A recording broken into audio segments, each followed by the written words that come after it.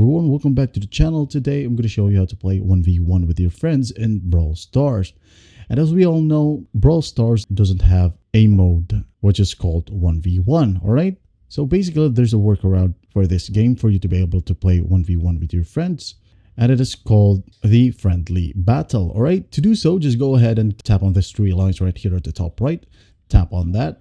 Now you're going to want to go to friendly battle right here. Tap on that as well. Alright, now from here, all you need to do is to turn off one bot. Alright, as you can see here, you'll be against bots. So what you're going to want to do basically is turn off one bot. And then you're going to want to invite your friend. Once your friend accepts the invite, he's going to fill in the spot right here. Alright, now next you're going to want to select the game mode. Alright, then go back and hit on play.